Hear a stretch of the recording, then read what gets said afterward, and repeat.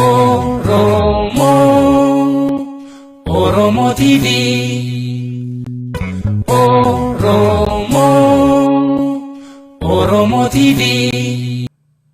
Rasasa tuka kasa, dira tutuka kasa, tututena kaseka, agara ko naraseka.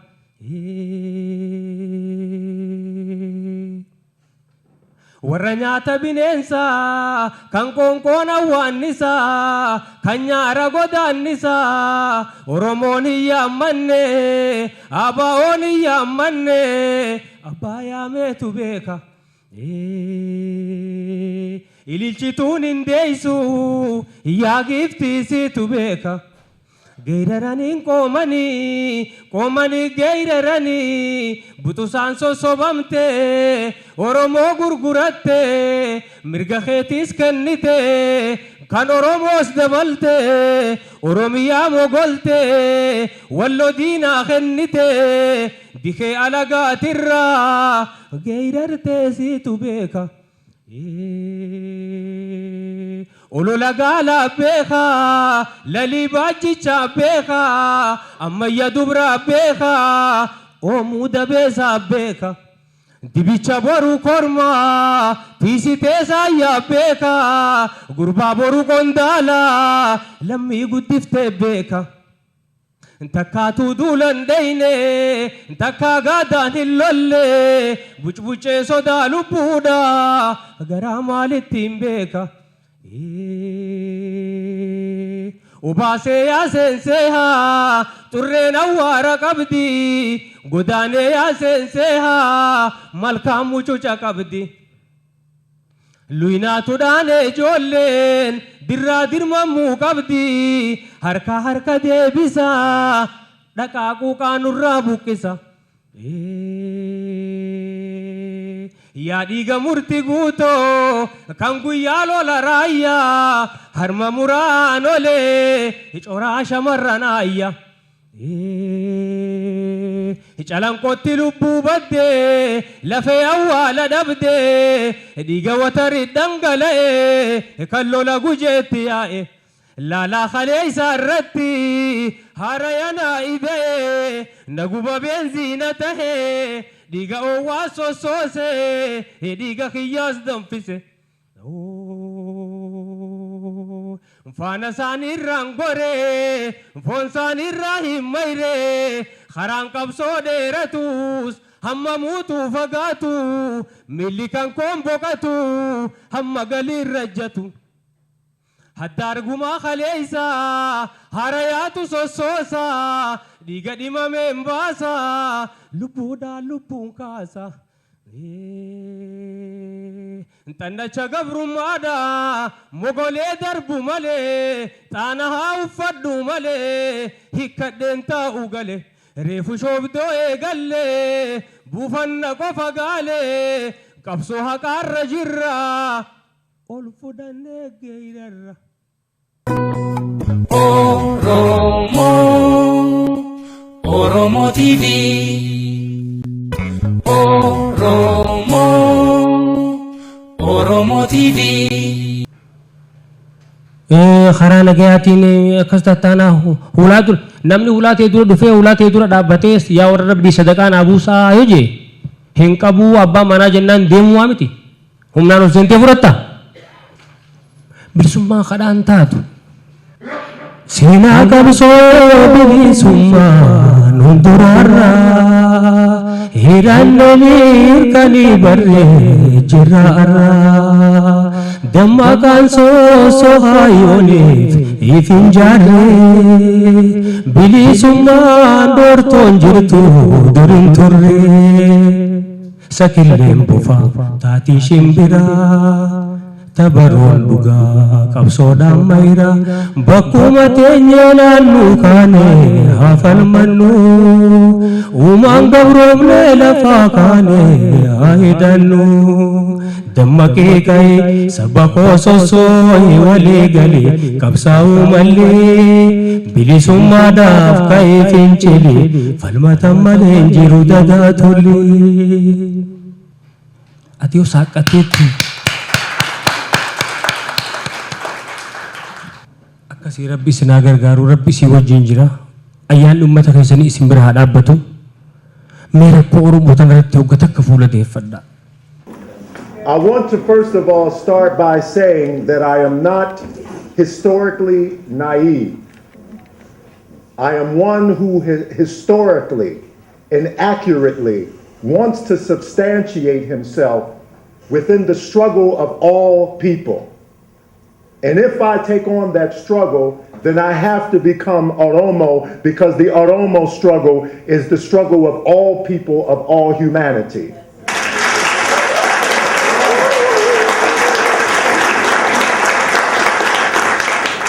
To assume that some radical elements, some elements that have power over a people within any continent have been responsible for this is not the way it is. It is our ancestors who have been crushed and robbed of their indigenous land that tell me, if you want to be a liberator, you have to help to liberate Oromo people, because those people are our people. And I say to those who even have a name that is not your name, and you are here today, and you call yourselves Oromo, follow in the tradition of your original ancestors and take on the name that is a true Oromo name.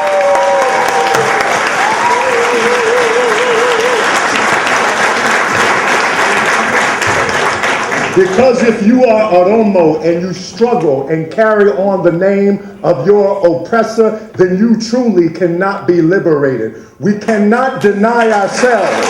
We have to be who we are. And then finally, I want to leave you with words that came from Reverend Dr. Martin Luther King. He wrote a speech called The Three Dimensions of a Complete Life. And in this speech, he talks about height, depth, and breadth. In terms of height, let us as Oromo people strive higher beyond the foot of our oppressor that keeps their selves over us. Look higher than your oppressor, because you are. That we all come from, and that reflects us. Height. In terms of breadth, let us realize that there are others outside of us that can contribute to our struggle, and let us widen our struggle and bring others into the struggle of the Oromo people, because it's not just about Oromo, it's about all humanity. And in terms of depth, let us become deeper in our struggle so that we can have the fortitude to speak the truth to power that exists. Height, depth, and breadth. Garatume.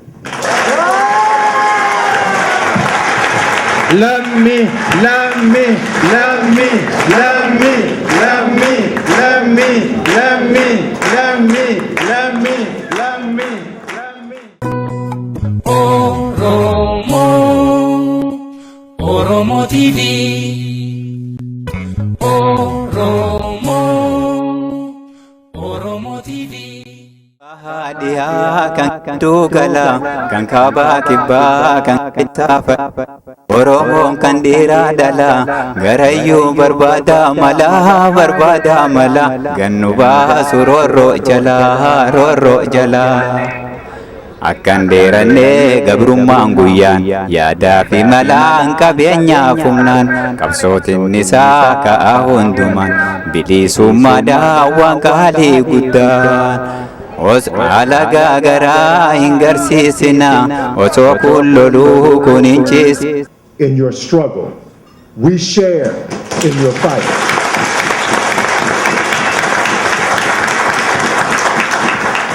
The reality that Oromo are going through the toughest of times. Well, I want to say to you that from the time that African Americans came here 400 years ago, we have always gone through the toughest of times.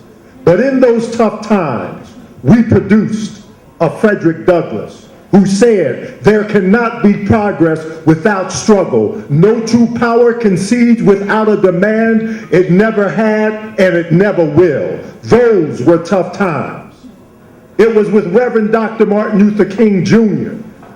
when hoses were blown on us that Dr. King said that a man that is not willing to die for anything is not fit to live.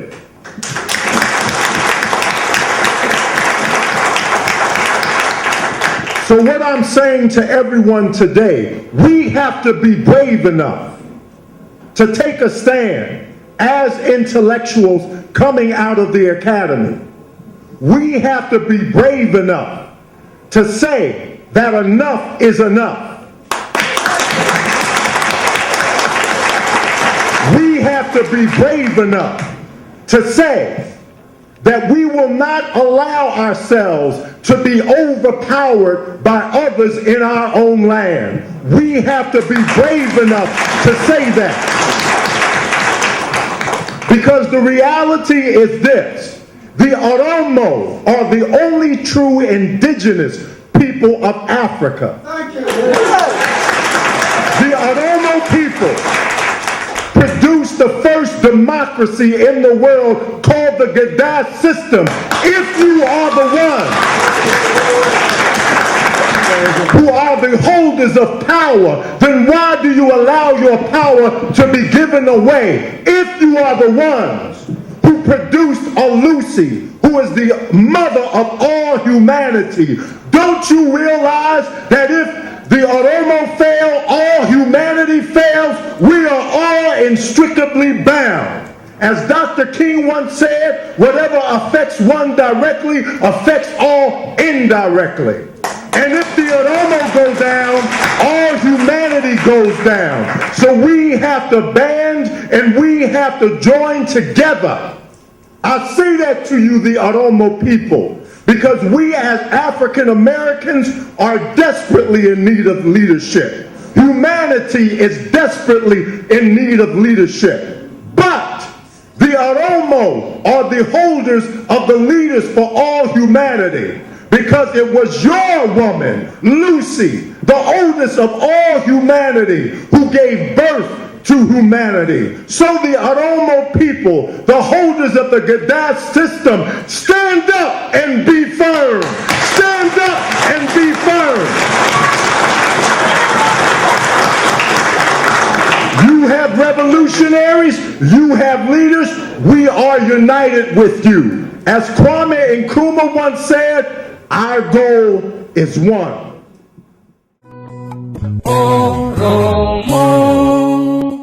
Oromo TV.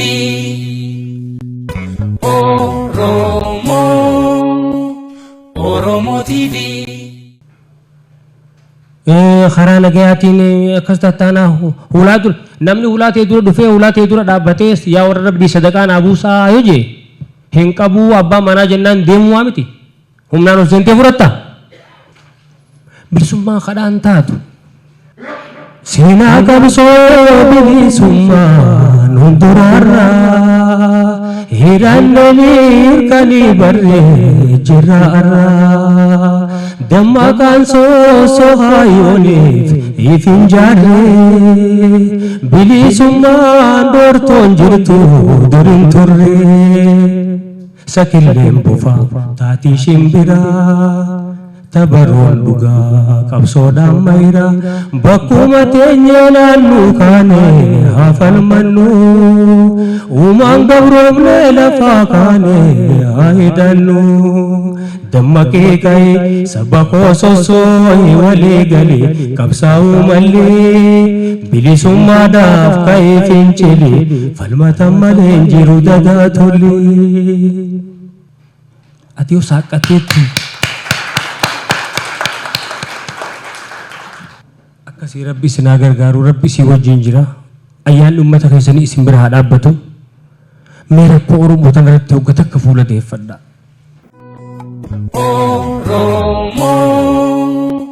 Oromo TV.